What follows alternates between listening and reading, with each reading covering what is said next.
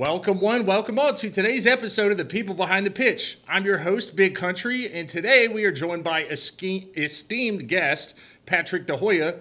Pat is not only a man, but he is a well-established cybersecurity sales leader, an avid outdoorsman, husband, potentially father, author, restaurateur. Those last things I made up, but if I was you wrong, got the Pat, father. Okay.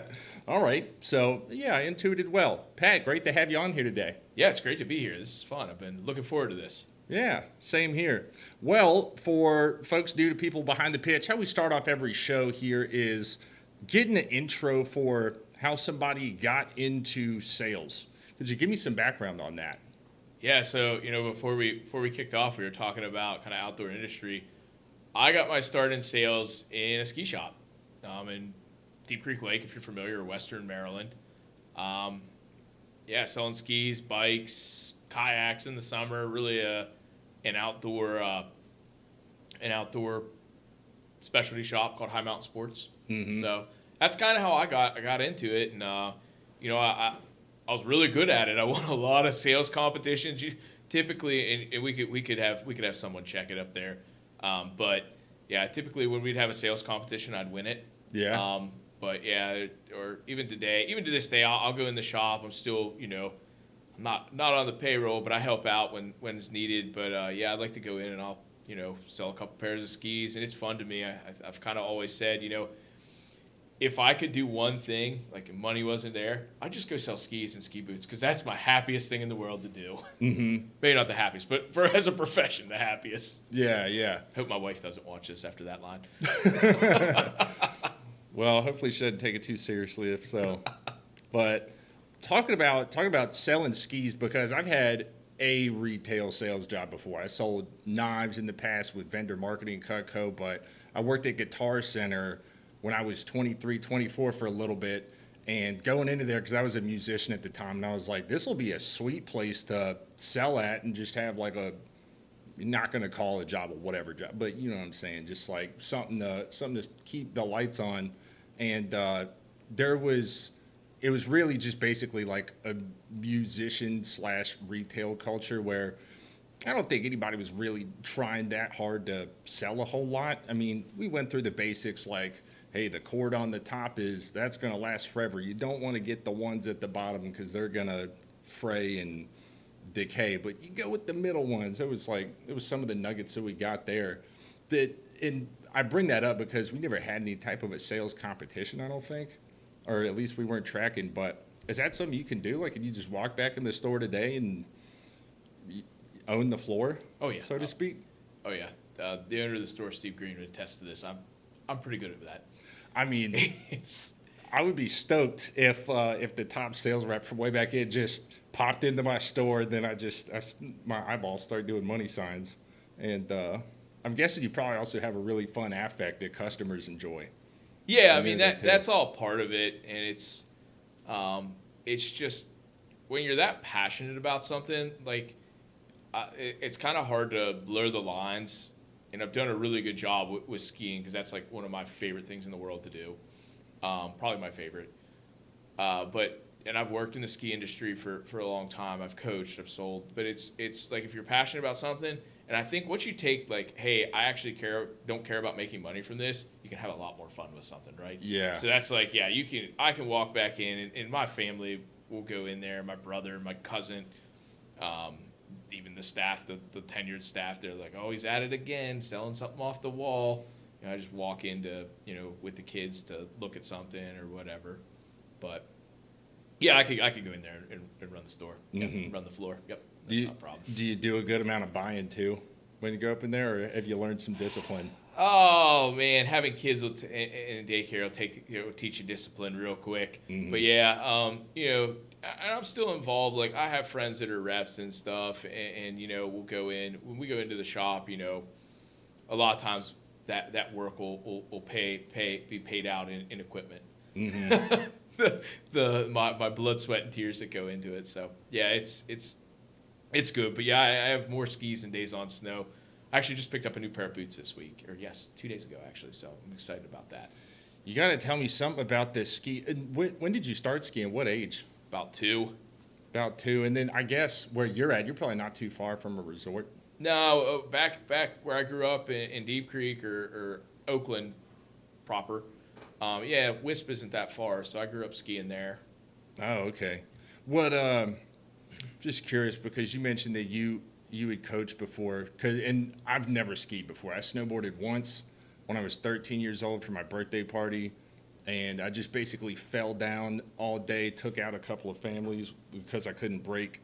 And then I think at the very end of the day, I could sort of stay afloat for a little bit and had a blast. I mean, it was a great time, but I basically had spent a whole day getting decent enough to just not fall immediately. Now I was wondering if there's different types of skiing, or like what type of skiing you prefer. Like if you definitely, you know, I it's funny. I when I was like every kid in high school, I actually grew up skiing with one of the best freestyle skiers the U.S. has ever produced. His name's Tom Walsh. He's won a couple of X Games, but he skied at Wisp. I think his parents still have a place across the street there, but from the resort. But yeah, so we all, you know, played in the park and hit jumps and hit rails. And then as I kind of progressed, I lived out in Montana for a year and I did big mountain skiing. You know, I coached racing by that point too, so before I moved out. But so I got into free ride, like big skiing, hiking, backcountry, those kind of things. And that was a lot of fun. Obviously can't really do that back east. So when I moved back and actually I started working at Memory Blue, I got back into coaching again. I didn't really ever take a hiatus, I guess, because I coached out there too. Actually helped run their free ride team at what's now part of Big Sky. It was Moonlight then. But yeah, so I got into free ride and then back into racing when I came back east, and I coached for about a decade at the winter sports team at the Wisp. Huh. So there's a plethora of different skiing. You know, there's freestyle, there's racing, there's free ride. I'm kind of, you know, I'm a dad now. I'm sporting the dad bod. So my current flavor is just ski fast and you know, have fun. Mm-hmm.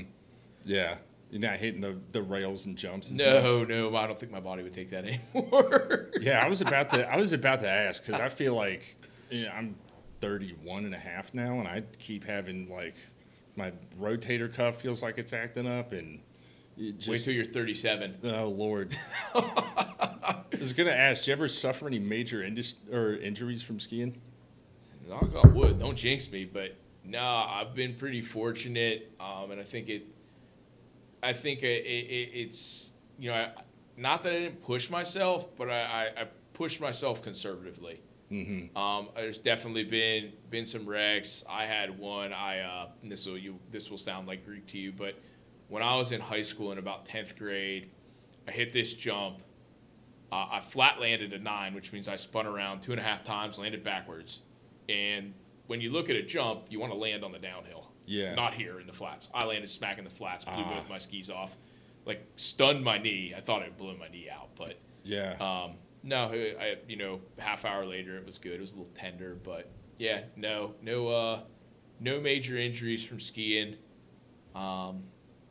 That's amazing. Fortunately, but yeah, I'm getting older, and I still think, you know, the body's not as in shape as it once was. Mm-hmm. And I still, you know, that muscle memory with any sport, skiing's the same. I still think I can do things I used to do, and one day that's probably going to catch up to me. I'm probably going to bite it hard. Yeah. But like I said, you know, if you are pushing yourself conservatively, probably be all right. Yeah, you keep it in tune with your limitations. Yeah. Yeah, so. I feel that. Well, to switch it up a little bit, I want to talk about some sales some more. Obviously, everybody that we know who's gotten into sales, well, not everybody, but folks come from a sport-oriented or competitive type background. Very common theme. You're a former alumni here at Memory Blue, and I just want to ask you how you got here and what your experience was like when you started. Yeah, so, and definitely I'll hit on that. Yeah, there's definitely there's a competitive edge, you know, I think that people have, and especially I'll tout myself here. You know, playing team sports is great, but if you're a tennis player, a ski racer, that solo, that mental toughness that you build from being out there by yourself, I think definitely benefits those athletes in a sales world. But yeah, I moved back from Montana, as we were talking about, in the spring of 2013. Dating myself here. Was tutoring, doing some tutoring during the summer, just hanging at the lake, which is pretty normal for me at that point in my life. I was in my mid-20s, looking for jobs, and I have friends that live down the street here in Vienna. Actually, from the office, I could ride a bike like to their house where they were in Vienna from the old office. Probably from here too. It's not that far. It's right down off of Main Street in Vienna. Back from was it Chris's basement? Or no, we were in that old courthouse office then. Oh, okay. There's some funny stories we could tell you about that place, just the building in general. But yeah, so I was looking, and I just happened to see. Then we were called account executives when I started here, which definitely has a different meaning now, I think, than it did back then. But yeah, essentially we were SDRs. But I found a listing on LinkedIn, and I applied, and Percy, I cannot remember Percy's last name, but Percy gave me a call back. I came in for an interview, came in for another one, and then I did a final interview with Mark, and I got hired, and I moved here in like September 13th, I think was my start date of 2013. So I moved down here within a week, kind of didn't really scramble. I made a call to my aunt. She lives in like outside of Boston. And I was like, hey, can I like live with you for a little bit? She's like, yeah, sure, you can live with us for a little bit. I ended up living with her for like 5 years in the basement. Worked out really well. Like got to kind of be around my cousins as they were in high school and stuff. So worked out really well. But yeah, that's how I kind of got started at Memory Blues. I just applied for a job on LinkedIn, and they called me back, and I was like, yeah, I can go sell some stuff. It wasn't what I expected, I'll tell you that. I didn't think cold calling would be, as hard as it was. But yeah, I got a pretty rude awakening pretty quickly. Oh yeah, a realization on that. But yeah, you kind of jive with the flow and you take the punches, and that's kind of where that mental toughness comes in too. But yeah, I remember the first week I was like, oh gosh, what did I get myself into? But I wanted to ask you. I gotta take a sip of water. Yeah, I do too. But yeah, I wanted to ask you about that because, you were talking about just looking for jobs and being. I didn't know if you had like a whole career in skiing or something else planned out. But when I interviewed at Memory Blue for the first time, I had no idea that B2B software or like tech or anything was even a thing. I had no idea, and I had no idea that even if it was, that somebody had to sell it, let alone it's going to be like some 22-year-old with wearing a headset or, back, I don't know how. Right there with you, right? Like, did not know what to expect. I'm like, okay, well, growing up, like, people close to me are like, oh, you need to be a salesperson. And you got, the ski shop, whatever, yeah, but I didn't have a career path, really. I thought, after living out west, I was like, man, I might want to go back and be a teacher. But one thing my dad always told me, he's like, hey, you like to ski, you like to kayak, play tennis. These are all expensive things. You need to find a career that'll support that. And that's one thing. When I interviewed with Mark Gagne, he's like, I told him that, and Mark said, you can do that. And he told me, he's like, Pat, when if you commit to this and this is your career, you will be able to, go out and live that lifestyle and have like a pretty fluent, I don't remember the words Mark used, but basically like, hey, you're going to be able to kind of control your own schedule. So like, if you want to pop out like somewhere, if you're living remote or wherever, you want to pop out and go ski in the afternoon, you'll be able to do that, or go ride your bike. And that did, with time, I tell anyone, like, grind it out, but make sure your heart's in it, because like that came true. I closed the deal on a ski lift in Vail one time. Oh, nice. Over Christmas break, I was out there skiing, and when you're in sales, you're always working. So the phone rings, I pick it up. I'm in the back bowl of China Bowl, and this guy's like, "Hey, we need to do this, this, and this, and we can get this done." And I said, "All right, give me about 20 minutes, and I'll get you the corrected quote. And I just did it right on my phone from Salesforce. He signed it, sent it back, and I was back on the hill. So, like, yeah, those things come true. Like, but yeah, we'll never forget my dad saying that, and then Mark confirming that. And, you know, a little different when you have a kids and family. You can't kind of play that way. But, you know, for a while there, yeah, I was able to kind of live that lifestyle. Like, hey, you know, I can work remote, and as long as you're disciplined, like, yeah, a lot of days, like, I go decompress. I could ride my mountain bike or something. So, yeah. Hopefully I didn't get too off topic there. No, the topic for how this show tends to go looks like a plate of spaghetti. It's been tossed around in volleyball format, so don't worry about it. But yeah, you talking about the sales folks always working over the weekend. I remember this was the first Topps Trip President's Club that we had at Memory Blue, and I'm in the hot tub inside of the room, and I was basically I think I made 1 or 2 phone calls, but I had just sourced like the largest deal for our department history in the thing, and I got out of the hot tub. I said, "Woo!" and then I ran towards the balcony because I wanted to go scream. Then I slipped on the tile, and my face and shoulder just ate into the sliding glass door. And then I writhed in pain for like 20 to 30 seconds, but it was totally worth it. It was back to that. Good thing you were young. I was filling this up this morning and slipped, and I was like, yeah, it's gonna hurt tonight. Oh. Did a little split on the kitchen floor. Mm-hmm. So, yeah, it's you know, there's no days off, no rest for the wicked, you know. And that being said, like, you gotta be careful too, because you know, I've been there. I've been burnt out. And I know we're probably gonna talk about some of my career moves later, but yeah, you kind of gotta do things like that mountain bike ride. Like, if I'm just stressed or whatever, I just take an hour to myself and I go ride my bike, or, you know, I wish I could go ski, but we don't have a ski hill outside of Frederick. But yeah, it's just kind of decompress, and you can refocus and finish your day. Mm-hmm. Just that little hour yourself. I know some people work out. That kind of bores me, but yeah, being on my bike or something like that, or just I'll go hit serve some days, or hit against a wall for 20 minutes at lunch. But so you do tennis too. Mm-hmm. I love tennis. I've always loved tennis. What do you think about pickleball? I played pickleball in high school a little bit with friends before it was cool. I agree with you on that. Yeah, before pickleball was cool and ruining people's Achilles. Yeah, we my best friend and doubles partner and I used to play.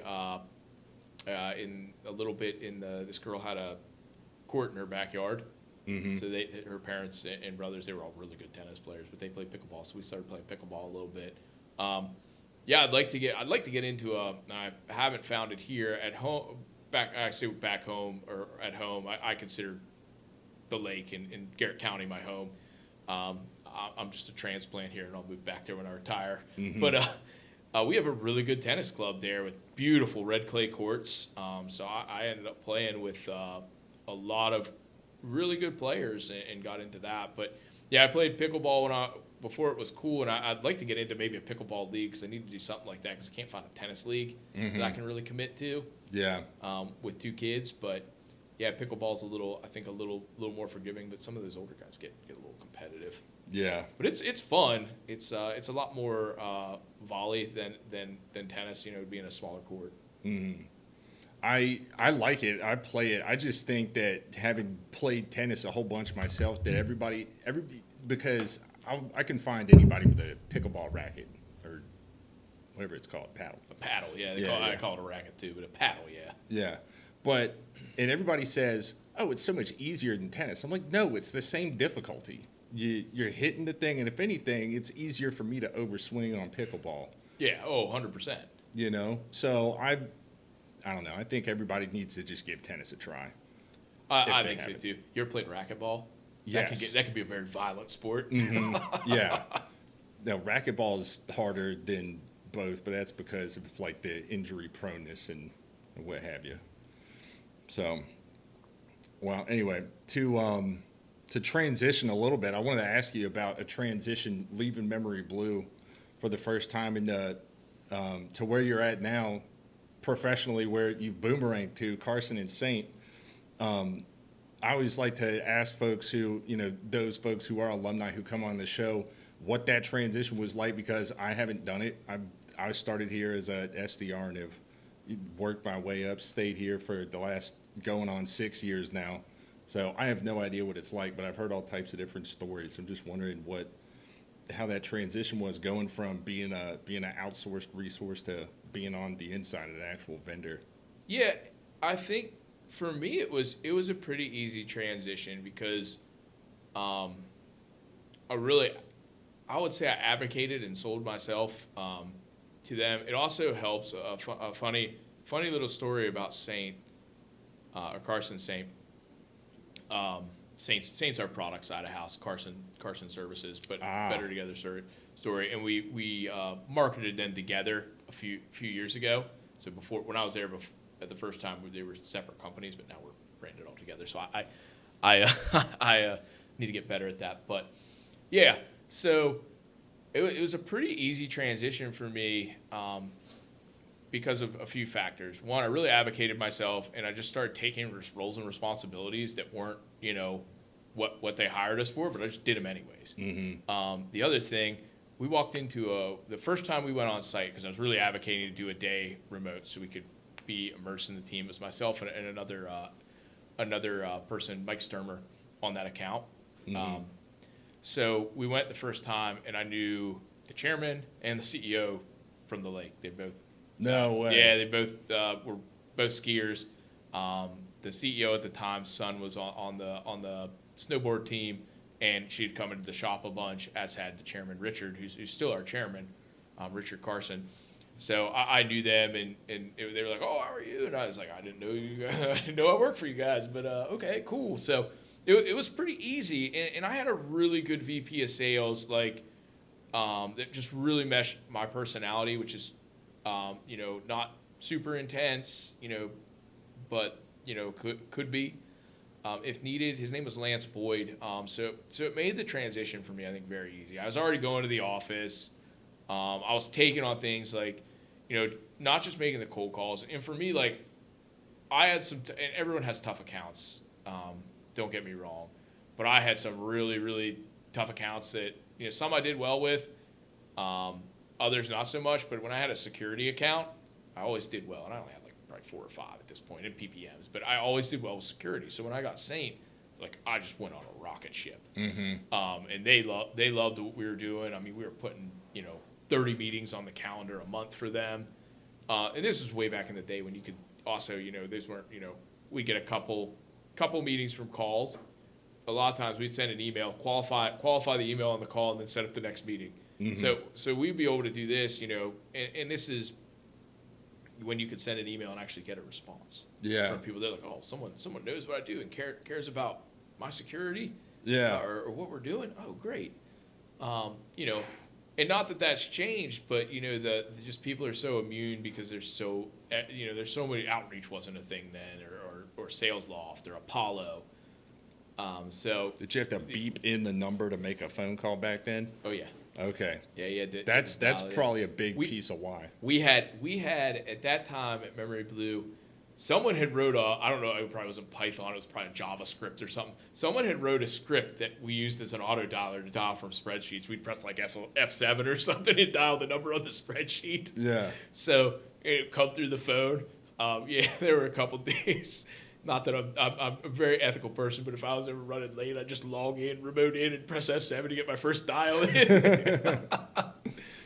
Mishler caught on to that one time, and I was like, "Yeah, man, it's only happened twice." He's like, "Okay," but no, so it was just very different. But that transition for me was really easy.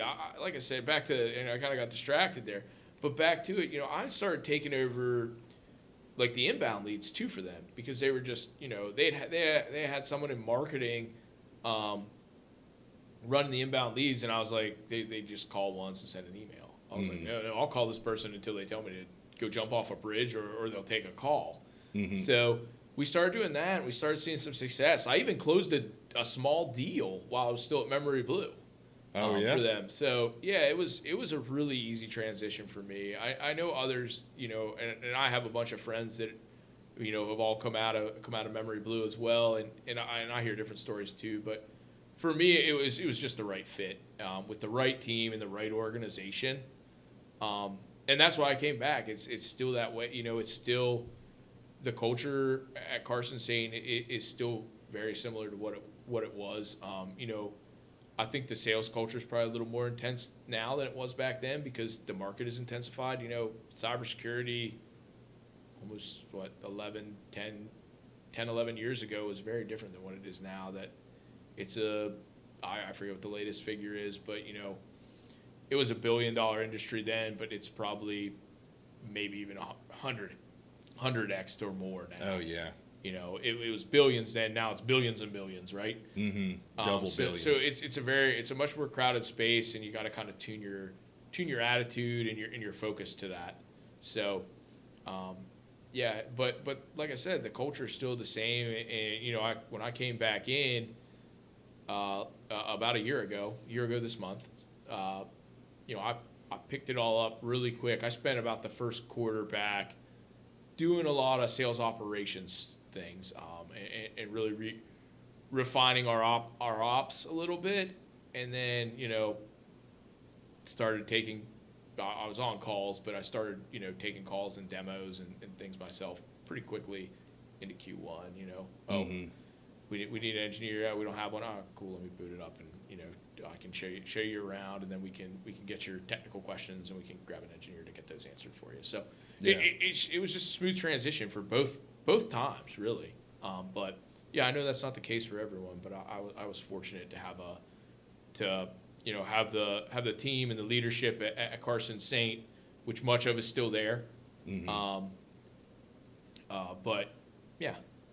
Yeah, well, I'm hip to Carson SAINT, obviously, as former customer, but could you give our audience some background? I just want to know, because from what I remember back in the day, basically two legacy cybersecurity firms, and I think you brought this up a little bit, but product side and the service side, some of that, but the story just sounded interesting, at least compared to a lot of the other companies doing similar offerings. Yeah, so you look at Carson SAINT, and really it's truly a legacy in security. It really is.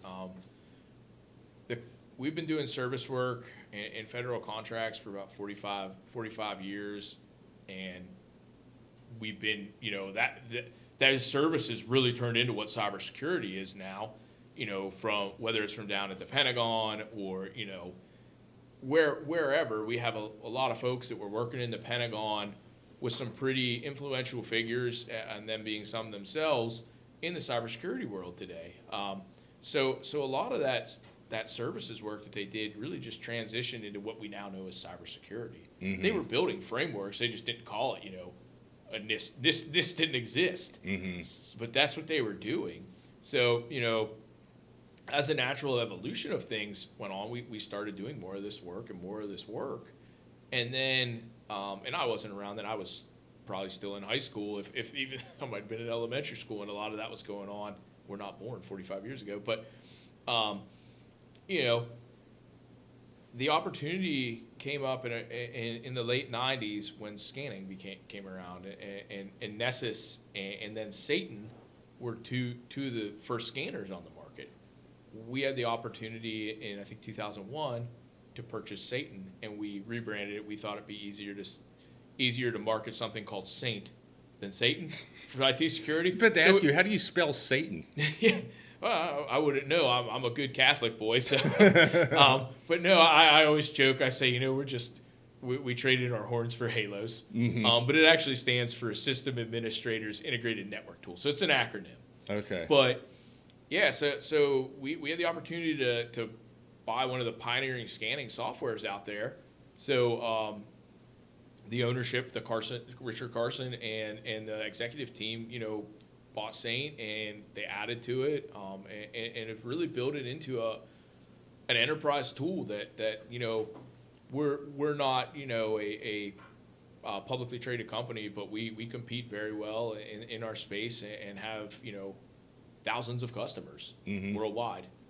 That do use us for PCI scanning or vulnerability management or risk management. If you look at security now, it's all about risk and exposure. Yeah, we've been doing that for the last 2 years before it became a marketing coin thing. Mm-hmm. Maybe we missed the mark on marketing that the way we did, but yeah, that's everything. Black Hat and RSA this year. That's all about risk. We've been doing that for 2 years. Yeah. But, no, that's. So, yeah, it's and on the service side, we do a lot of pen testing still. We still do a lot of government contracting. Gap analysis. That's kind of the nice thing when you have both sides of the house. We may have a product customer, but they may have a new compliance or a new standard they have to adhere to, or SOC 2. A lot of people need to share their SOC reports, and that's a very stringent framework, and you need help to do that. Mm-hmm. And at the end of the day, there just aren't enough security people out there. Even if you had the budget and everything else to hire them, they're just not there. So you need help and you need expertise, because these are all great things. So if we have a customer that says, "Hey, can you guys help us with our we need to be NIST 800?" Okay, yeah, we can show you how to get there. Or we need to be FedRAMP. Yeah, we can get you ready for FedRAMP, and then one of our partners will certify you. Mm-hmm. So we do that stuff all the time, and it's really about being a trusted partner, which is kind of, me personally, it's all about rapport and everything with our customers and everything. So it fits really well, like just being that trusted partner. Someone's like, "I got a question, I don't have an answer. Let me call Carson SAINT, because I bet if they don't have it, they'll be able to direct me to the right person. They'll do right by me." So, and that goes back to, like I said, that culture that's just so easy to fit into and transition into. It all comes back to that. It's all about trust and everything else. So yeah, no, it's really interesting, because in our sales recruitment practice, it's all new startups, new innovative ideas, VC capital, what product set or what regulation change is happening in the market that's making this company blow up right now. And I just wondered too, because with me being here, I was on a Rapid7 campaign selling the vulnerability management tool, and I know that there was overlap too, but I'd never heard of Carson SAINT, but it's like Tenable and Qualys. I get Facebook ads from them. I'm like, what do you think I'm trying to like? I get them on my YouTube TV. Yeah. And they're like I said, it's crazy, because you see that. And I always tell people, this is a pillar of cybersecurity, vulnerability scanning. Mm-hmm. I think AI eventually will change how it's done. But I don't, from my experience and my talkings on AI and security, I don't think the enterprise and the stakeholders are ready for that yet. Mm-hmm. Maybe some are, but this is a pillar of cybersecurity. You have to do this. Mm-hmm. There's a stat out there that was on the keynote at RSA that said, I think, and forgive me if I misquote this, I probably will, and someone will be like, that's wrong.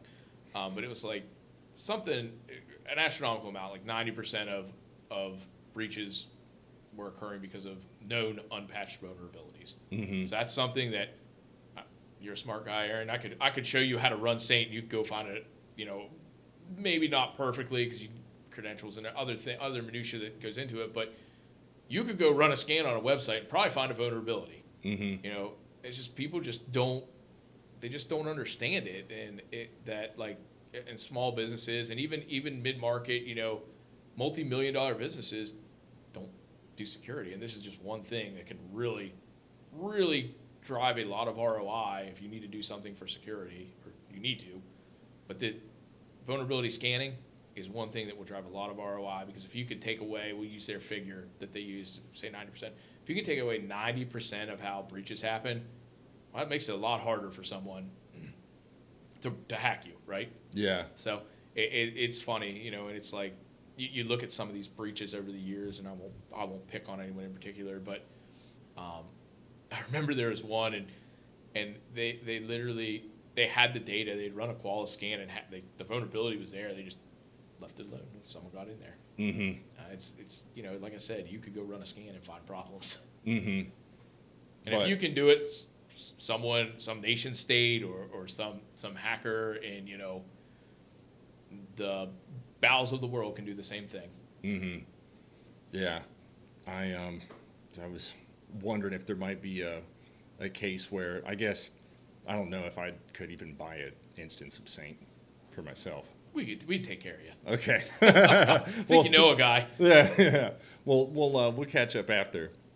But talking about Saint some, because you spent some time there. You just came back about a year ago, and you had taken and this is one of the big highlights I wanted to talk about today was your hiatus from, I'll just call it the tech world, cybersecurity, whatever you want to call it, and working over at DECT, which I'm somewhat familiar with, or maybe you could fill in our guests some, but this seems like a super interesting career pivot, or maybe a roundabout type of thing that I wanted to hear about. Yeah, so, and I'm maybe a little long-winded with my stories, but yeah, let's dive into this, because this was one thing. You know, I had just had my first kid in 2021 in September. Like I talked about, you know, you can't be all in all the time. Even though we talked about like no days off, you have to be. So burnout's real with salespeople. If you can't figure out how to balance that, and I was just kind of, I just thought, you know, there's like, I liked the company I was with. We were doing good things. We were closing some big deals. But I just wasn't like fulfilled personally with it for a little bit, and I wanted to go do something for me. So the opportunity presented itself. One of the former SVPs there, his name's Delamo Enrigo.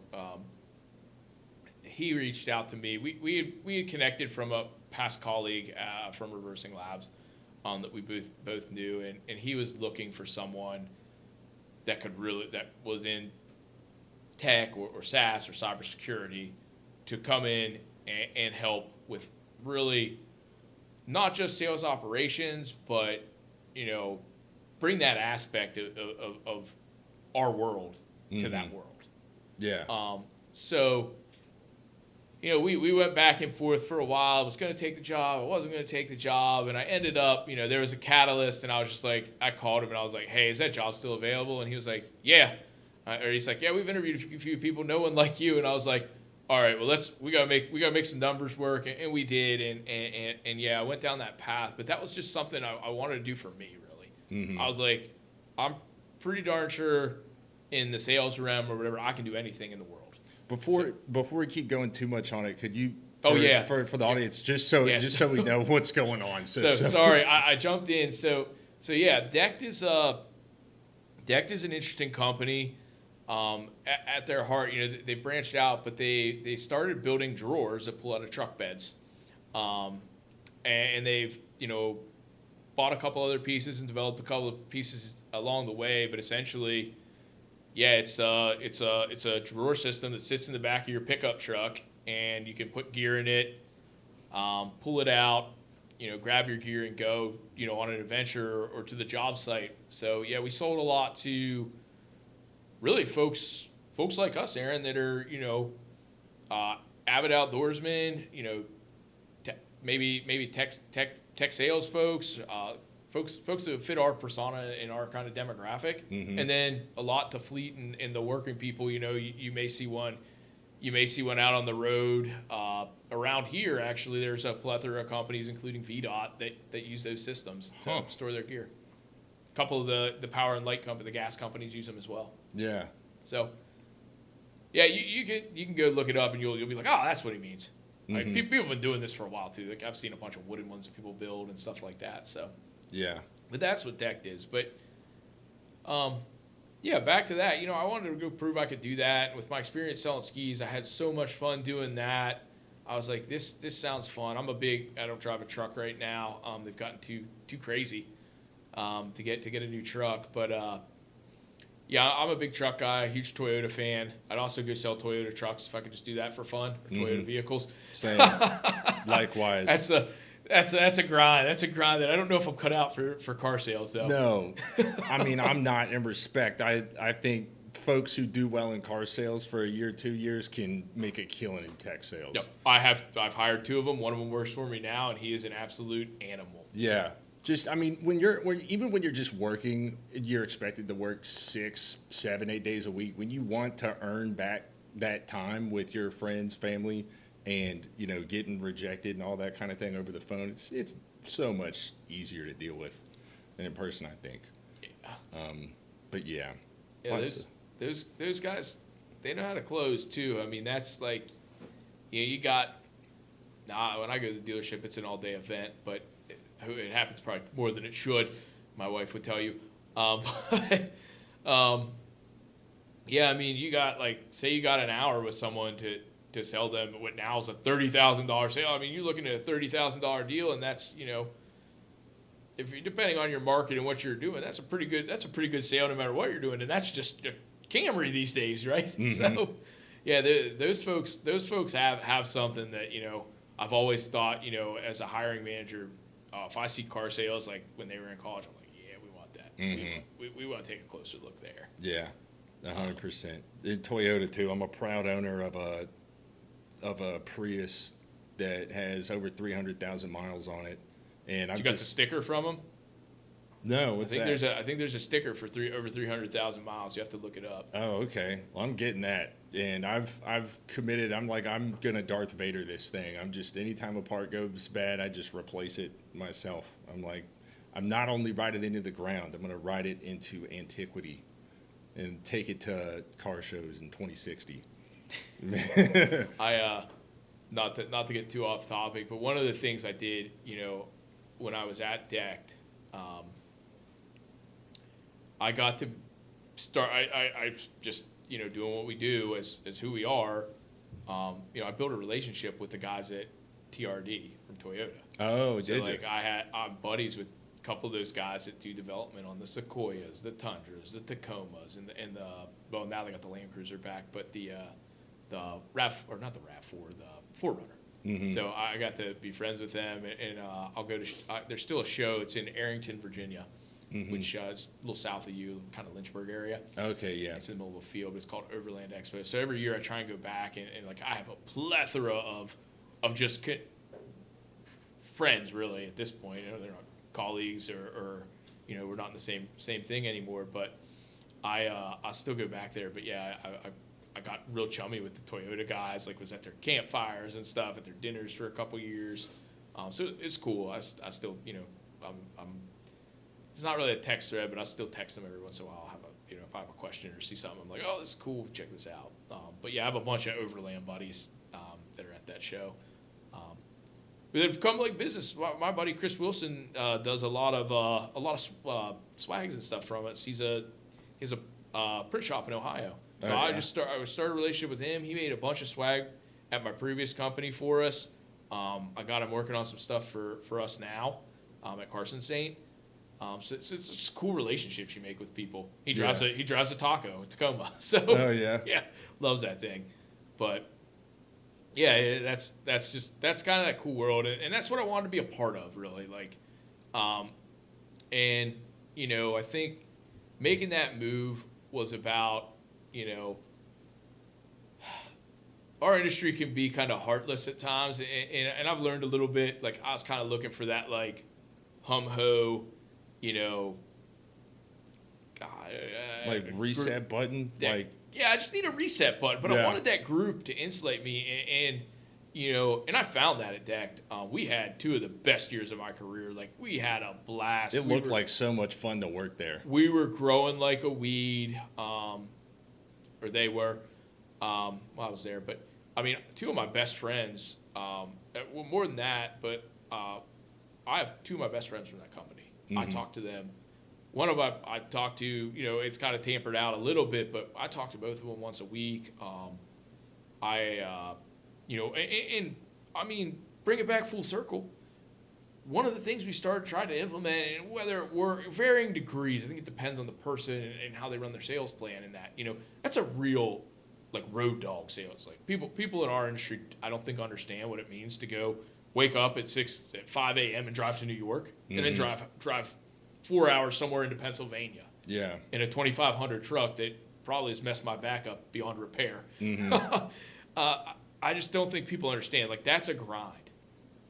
But when you're in the foxhole with a bunch of people doing the same thing with the same things, and you're like I said, you're on this trajectory. It was a lot of fun. Mm-hmm. And like I said, we tried to implement a SaaS, kind of a SaaS sales mentality there. So we actually hired Memory Blue for a little bit to do some stuff for us, but we built an inside sales team there.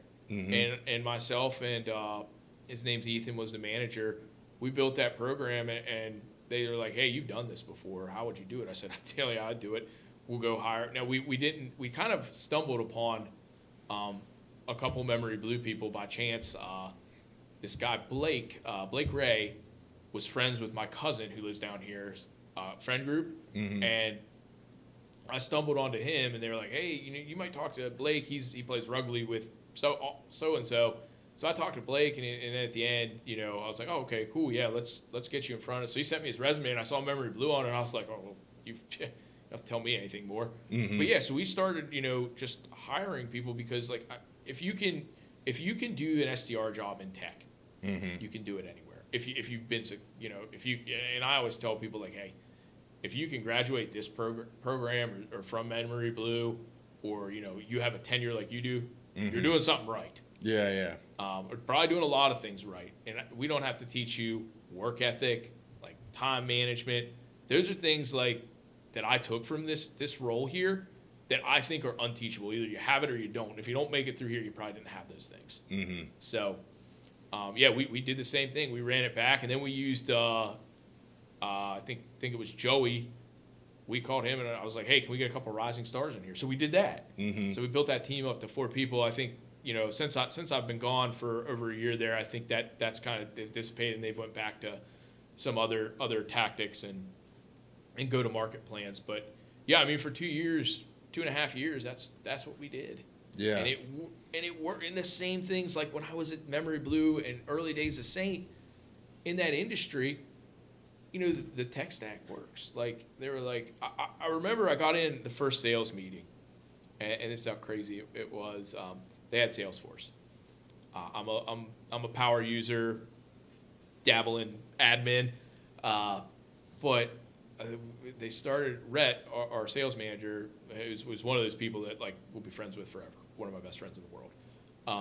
He's like doing this, and I was like, "Hey, can I stop you? Can I show you how this should be done?" And I took over, and I was like, "Okay, cool." He's like, "No, keep going. This is great." And by the end of the meeting, our VP of sales was like, "Yeah, you own Salesforce now." So that started my transition into RevOps about 2 months into my role as regional sales manager there. Mm-hmm. But it's like things like that, and then we're like using the tech stack. We had Apollo and then Outreach to just they were sending out like things are changing constantly in any business, but we were doing things like creating templates and sending emails to our customers and our dealers to update them with changes. It's like, guys, like, here's the list, here's your things, Salesforce import, send the email out. Mm-hmm. Like, so it's a better customer experience. It frees up time for our team. And like I said, that was a grind. There were days I was putting in 16-hour days on the road. Mm-hmm. I'd be up, answering emails and stuff till 11 o'clock in a random Marriott in Pottsville, Pennsylvania. Mm-hmm. You get to see parts of the world that you never aren't the glamorous. It's not like software or cybersecurity where you're in Vegas or and then California. you fly to Miami for a little bit and hit the Emporium or whatever it's called. So you're driving through all of the little nooks and crannies. I learned words that I didn't know existed driving across the Tappan Zee Bridge into New York and the GW Bridge. Oh, yeah? Oh, man. You're driving a 25-foot missile, essentially, in New York. I remember one time they were like, "Hey, we need you to go downtown Manhattan to this store that we were prospecting." And I was like, I'm on Google Maps, like, oh, God. I'm like, well, I found a parking spot where we can park this thing 4 blocks away from the store. So, oh, my God. So I went in, parked it. That was my whole, day and a half. And I walked down there and, totally cold called on them. They politely told me to go pound sand. And I left with all my samples, walked probably what's 4 blocks, probably a mile, 2 miles. huffed it back to the truck, and had the worst time ever getting out of New York. Never again. But yeah, it's respect to anybody driving a big rig or even just a large pickup in New York. Wait till this drops. I bet some of those people have some comments on my driving that I worked with. Oh yeah. Oh yeah. Did you have one of those bumper sticker that said, "This vehicle is tracked" or whatever? Let us know how we're doing. Thank God there was none of that. No, okay. And I drive kind of slow and conservatively, so. But yeah, I did. I'm sure there were some emails sent in that someone was driving too slow, or I had the CEO and the VP of product down here in DC to do some calls with me a couple years ago. I missed like 4 turns. We were, just because we were talking, but we almost got in 3 accidents. It's so easy to screw up your driving when you're talking to somebody. Yeah, we almost got in like 2 or 3 accidents that day, and that was just a normal day, Wasn't one of which would have been my fault, but I was waiting for the guy to go. He didn't have a turn signal. Someone tried to merge onto us on 66, the Dulles Toll Road. I can't remember, out near Manassas. And there's one other, someone cut the intersection, but that was just a normal day, in DC traffic, as we talked about this morning, right? Yeah. But yeah, it was nice driving that big thing, because you could push the pace or push people around if you needed to too. Mm-hmm. It's not like driving driving your Prius around. Mm-hmm. That thing was a Prius eater. Yeah. Probably used more gas in a day than you use in a month. Yeah.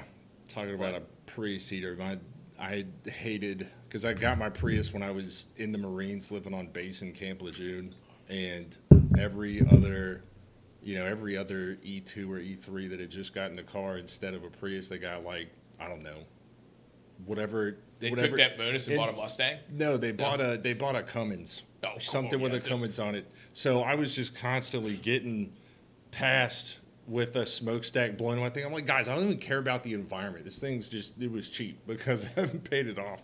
Quick. I'm just trying to be economical here. I don't need you to blow black smoke on me because I drive a Prius around. Yeah, and then I would get mad because they would be like mistaken about what I was mad about, and then I started meditating and got over that.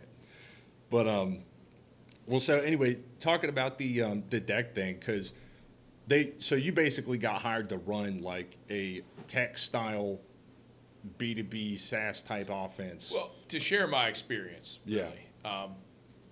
We had, like I said, I had the best sales manager I've ever worked for was at Decked. Dude would run through a wall for you. And he'd be right there in the trenches. I remember he told me one day, he's like, I would never ask you to do something I wouldn't do myself. And that was like flying to Texas to pick up a truck, or, flying in early to sit in a yard to get into a show, or drive a trailer across the country. Mm-hmm. Yeah, he did all that stuff. So like he was a true, like, he would get his hands dirty and get in there with you kind of guy. Mm-hmm. But yeah, so they had a sales manager, but just different experiences and that they were looking for, and really to be able to help, shed a light on, like, hey, what are we doing? Like things like Salesforce, like, oh, they didn't know how to run reports or anything like that, or tweak stuff. So, I came in and really translated what we were trying to do and trying to achieve, and made it trackable. And I worked with a really good admin, and I brought her in as a consultant, and then we hired her. And she was able to do some really cool things that, I think probably whoever's there now is probably like, what were they doing? But, that's just when you're changing things every minute, like just trying to keep up with what you're trying to do and the growth. You probably make a lot of mistakes, and I think that's another thing. Like, it's kind of like, you see those painting workshops. Not everyone paints the same picture of the tree with an orange on it, right? Everyone's looks a little differently. Well, my vision of Salesforce was probably different than what others would have been, with different experiences than me. So they really brought me in to shed light on, like, hey, this is how things work in cybersecurity and in tech software companies, and to make some efficiencies. And then, like I said, eventually they just handed the reins over to me and let me run revenue operations which was a lot of in spreadsheets, a lot of in Salesforce, and trying to get out of spreadsheets and integrate systems and things like that. So we did a lot of that stuff because it's when you're whether you're an enterprise AE or whatever, but when you work in software and are born in that fire, like I've been in this for a decade now, right? You realize that everything is now connected. Mm-hmm. Like you'd say API to some of the folks there, and they're like, oh, what's an API? Well, yeah, I don't even, it's like application platform integration, I believe, but I don't even remember what the acronym is, but I know what it is. Application program interface. Is it? Yeah. Okay, see, I was wrong. But yeah, I know that's, you use calls to connect two pieces of different software to make them speak the same language, right? Right, yeah. Or get data across. So yeah, there was a lot of that stuff that we were like, we were trying to do because we had such siloed departments and infrastructure and tech stack, but they needed to talk. Mm-hmm. And I got in there and I'm like, oh my God, what are you guys doing? Like, why would anyone set this up this way? But the same thing, they're just trying to solve a problem to get to the next milestone, right? Because they're growing so fast. Well, this problem came up and we got to solve it because we can't do this. So yeah, we did a lot of that. And I think the crowning thing, we went on this endeavor and built this. I thought it was beautiful, but we built this portal for our dealers because everything was very manual. Like they would send in an email with their order to the orders team, and they'd go through like a 56-step process to get the order processed. Oh, yikes. And when you're processing transactional sales at $1,500 a time, or maybe you get a 10K, the bigger ones are easy. Mm-hmm. But the smaller single sales, someone writes in for a $35 accessory. You got to take the same steps. That's not good. That's not good efficiency. No. So we built this portal that all the dealers could log into and just do their orders right there, track their orders. Like I'd get so many calls like, "Hey, where's my order?" Well, I have to go. I'm on a highway in New Hampshire somewhere. Mm-hmm. So I'm like tracking this thing down through our system, and it's so manual. So you give people the ability, and self-service creates efficiencies, right? Mm-hmm. So that was kind of that. The onboarding of it was a little, I didn't make it long enough there to see how it turned out and what it looks like today. But you're taking folks that are coming from carbon copied receipts and things like this. It's just walk into any auto parts store, not like an auto parts store, but walk into a brake shop or something, and that's they're not the most technical people, and that's how they run their business. So you're trying to force technology on them, and some are a little resistant. I'll tell you another funny quib.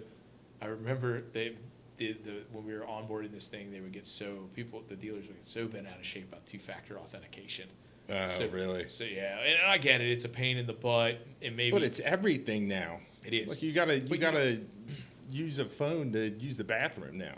Yeah, but yeah, that was an awesome experience for me. I kind of was at the end. I was kind of it kind of got back to where we were in tech sales, and things were, I was like, you know what, I want to get back into software, and I had another kid on the way, and they released me before I set myself free. So, and I ended up back at, that was one of the coolest things. I sent, and that's one thing, like I would tell people to, I got laid off, and don't be ashamed of that. If anyone's ever laid off, don't be ashamed of that. It's probably not your fault. But I took that to heart. And I knew I was kind of on my way, like to going back to doing tech again anyways. But, I reached out on LinkedIn to my network, and I reached out to Richard Carson, our chairman. Mm-hmm. I said, "Hey, Rich, could you write me a letter of recommendation?" And he said, "Hey," I said, "this is what's going on." Rich is like, "Why don't you come to lunch with me?" So we went to lunch, and that's how the SAINT thing got started again. Mm-hmm. They were looking for someone to really come in and take more ownership of sales and help our president, who's a wonderful, wonderful human being and an awesome person to work for, Diane Riley. Mm-hmm. So I met with Diane. We went to lunch. Our VP of product and I, who go back a while back, hunting buddies and paintball buddies. So I I interviewed with the team, and it was kind of cool because it was kind of almost, they're talking to me about this, that, and the other, but I'm interviewing them about, X, Y, and Z too, to see if this is the right decision for me. And it's just kind of funny how that all just kind of came right back around. Like I said, the transition was seamless. We're happy to have me back, and the timing just worked out. And that's kind of the great thing about it. So it's super heartwarming. I feel like you had a chance to hit the career reset button, do your thing. Guess the layoff didn't feel that good, but you got to come around full circle and see that you had real friends there the whole time. Yeah, and I look back, some days I'm like, well, did I set myself back by doing the following my heart? Mm-hmm. But then I look back, and I mean, like I said, I have friends for life from that. I got to do some really cool things at a really cool company. And yeah, I don't regret it, to be honest. Like I said, I came back to this, I am much more, I guess, centered into what I'm doing now than I think I would have been if I hadn't done that, if I just moved on to another software company or climbed the ranks. So yeah, and I think, a lot of people, Aaron asked me the same thing, like, what, people are trying to get into software, you're trying to get out. I'm like, you just got to do what's right for you. And maybe you make some mistakes along the way, and I've made a lot of them. I made a lot in every job I've ever been in, personal life, financial life, everything else, buying too many trucks, But I think you just got to do what's right for you, and I don't think anyone else can tell you what's right. Like, I remember, talking to a CEO of the company I left to go there, and he's like, are you kidding me? Like, are you crazy? And I'm like, yeah, I don't expect you to understand. But at the end of the day, this is, my decision, and this is what I think is right for me and my family at the time. They kind of did say, oh, you won't be on the road that much, and then the first thing I'm doing is flying to Boston and driving a truck. So yeah, I missed a little bit on the home front with our first daughter, but we've made that back, and I also got out a lot of diaper changes. Oh yeah, my wife will kill me if she listens. But she won't make it this far. I made up for it on the second one.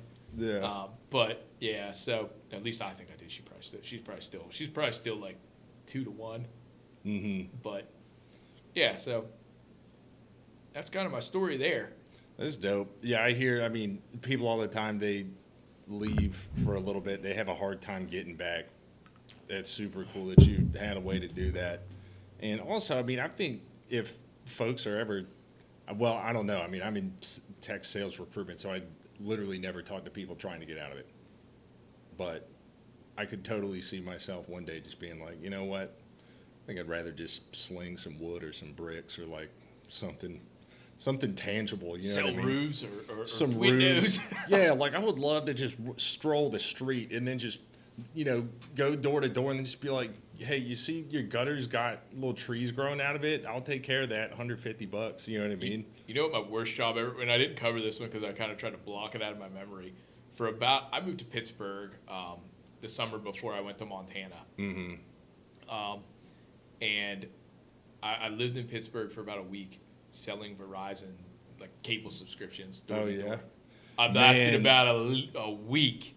I mean, you talk about car sales. If you can do that and are good at it, you can sell ice to an Eskimo, literally. Dude, I just had a guy sign me up for Verizon Internet the other day. They rolled up like 5 o'clock. My brain is fried. I've just been on Zooms all day. And I walk outside and I'm just like, whatever. I just say hello to these nice gentlemen. They walk me through the whole thing, have me signed up. It takes like 30 minutes because I have to like re-put in the email address because the ping didn't go over here. Long story short, they ended up mailing me the box, and it was like 1 month free trial or whatever. And day 2, 3 in, my wife's like, we're not switching internet. And I'm like, yeah, I don't care what internet I got. And then I was like, mine's fast enough.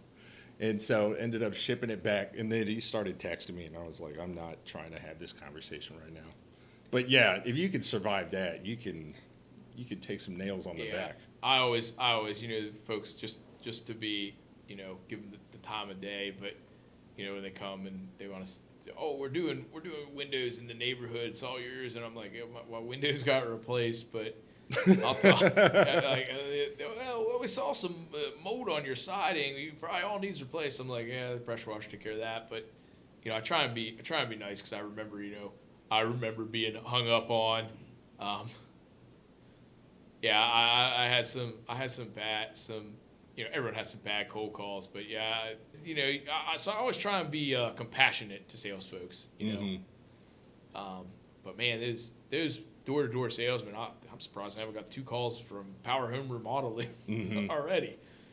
But yeah.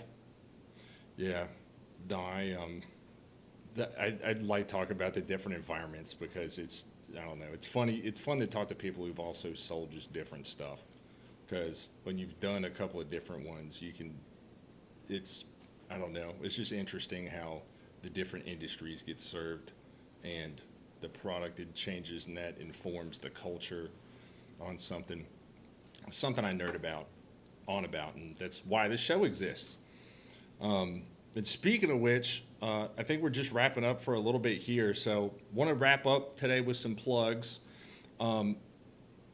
Carson and Saint, if you want to drop any, I don't know, I guess the last thing that I did want to ask about is just about Carson and Saint specifically while we're on that topic, is if there's anything special that we hadn't talked about that's unique about your product or offering that folks don't know about, and where we can find stuff and where we can learn more. Yeah, so there's a lot of unique things in there, and kind of give the elevator pitch, if you will. But yeah, you can grab our website. It's carsonsaint.com. It's got a hyphen in the middle. Just Google search it. But yeah, if you're looking, like I had talked about earlier, if you're looking for services or you got a new compliance, give us a call. We can help you out. Even if it's just giving you some ideas. No commitment there. And then on the product side, if you're really looking for a vulnerability management or a vulnerability risk management solution that is lower TCO and higher ROI and actually puts context into what you're doing, we can help you out there. We also have some pen testing and social engineering capabilities in the product. But like I said, as everyone's moving to this risk-based analysis, we can help you out there and really, be that trusted partner, beyond just your scanning capabilities or your pen test needs. We can be that for you. And we also have the best support. So when you call us, you actually will talk to a real person. So that's kind of my plug.